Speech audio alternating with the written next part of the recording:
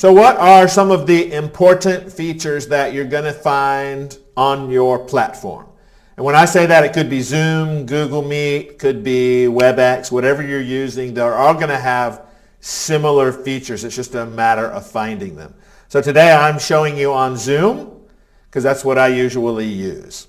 So number one is screen sharing. So let me go ahead and open up my class again.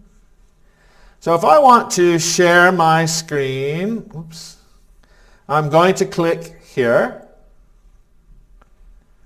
And you see that I have a lot of choices here. A lot of choices. Now, this is actually a dangerous choice. Why is this dangerous? Because this one opens up everything. From when I click from screen to screen to screen, you can see, the students can see everything, right? So maybe I have a chat room open and my Facebook and my email and maybe even my bank account. Who knows? They can see anything that I'm clicking on, they'll be able to see. So don't choose this one. Choose the thing that you actually want them to be looking at is a safer choice. So then we're back here to my screen, right? So that's number one, screen sharing. Number two is going to be chat. And this may be the most important thing that you're going to see, that you're going to be using, right? Because this is a way I can communicate with my students. So I already asked Laura a question. I asked her, what did you do yesterday? And she said, I went to the park. And then I said, did you see a cat? And she said, no, but I saw a hen. Because in Singapore we have lots of wild hens. So when I'm using the chat, I can do, it has a few features here, right? I can choose who the students can chat with. So maybe I want the students to only be able to talk to me. I don't want them talking to each other during the class. Or maybe I let them talk to other people, but only where we all can see what's being said. Or, sometimes maybe I want them just to chat with each other. I don't mind. You do direct message to your friend. But it's good to know that you do have that kind of control. So the chat room. Chat room is very important. If you're using no other feature, use the chat room. Next is my polling. The polling takes a little bit more effort, but it's very worth it. With polling, I have different questions that I can ask the students. So I can give them a survey or some kind of quiz. So question one, what's the answer? This one? Not this one. So I'm going to pick this one. What? Why? Laura, can you actually do the quiz? Oh, I didn't launch it yet. Sorry. So I launched the poll. And then Laura's going to fill out the poll. So it'll say, which one is correct? What's your favorite season? And what is Laura's favorite animal? That's our poll questions for today. So as the students are filling out the poll, the answers will come up already. When I end the poll, you can see the answers and I can even share the results with my students. Again, I can make this a quiz where there is a correct answer and a wrong answer, or I can just be doing a survey, some kind of a survey. I can make it anonymous, or I can see what student answered how. So the polling is really a nice tool when you figure it out. Actually, on Zoom, it's very easy to use. I think on WebEx, it's a bit more challenging, and on Google, I've never tried it. My next feature, annotation, and this one also is really nice. So for annotation, I just click on annotate, and you see that I have all of these different features come up. So I'm going to draw. It means I can make a circle. I can make it different colors. I can do a stamp, so I can say correct, correct, correct, or maybe a heart. I can write some text. So I can say, this is the annotation tool. Okay, so lots of things that I can do with my annotation tool. And actually, I can even allow my students to annotate.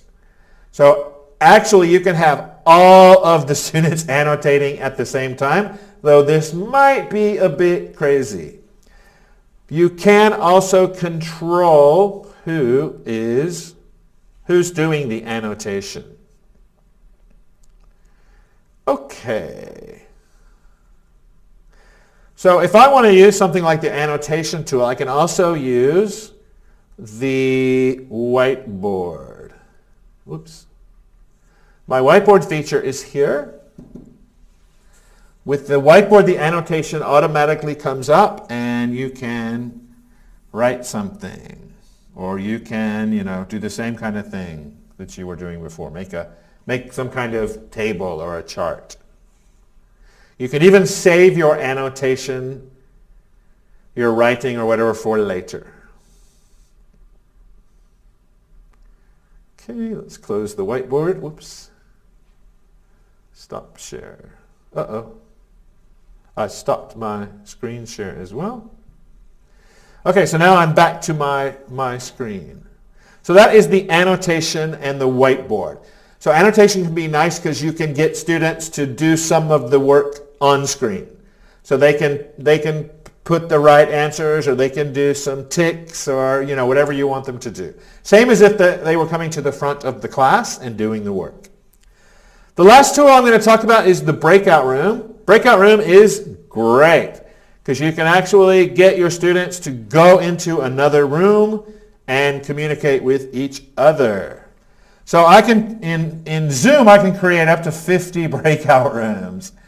If my class is 15 people, maybe I'll create 5 breakout rooms, so 3 people in a room.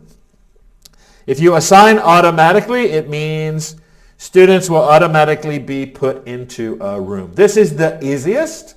So the first time you do it, you try it this way. Once you have opened the rooms, the students will automatically be put in the room. So teacher can go into any room at any time. So I'm going to join this room. So I can go into the room and I can make sure the students are actually doing what they're supposed to be doing. Hi, Laura. So the best thing to do when you are setting up a breakout room is to be very, very clear about what you want students to be doing in that room. Because just like in a classroom, if you say, okay, talk to the person next to you.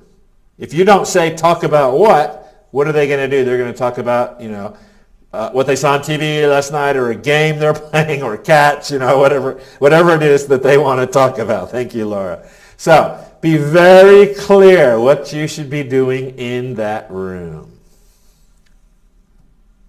Oops, yeah. So I'm going to leave the breakout room. And then I am now in the main session. Okay, and okay. Well, all this stuff's coming up. So that's it. So you've seen some of the features that we have that you can use to make your classes a bit more engaging. I wouldn't try everything in the first class. Try it out 2 or 3 times. If it doesn't work, it's okay. Try it out again, see what happens. The first time I did a breakout room, I did it with 20 teachers. It was a disaster. The second time I did it, it worked really well. So if it doesn't work once, try it again. That goes for everything that you are doing. Thanks so much, guys. Have a nice day.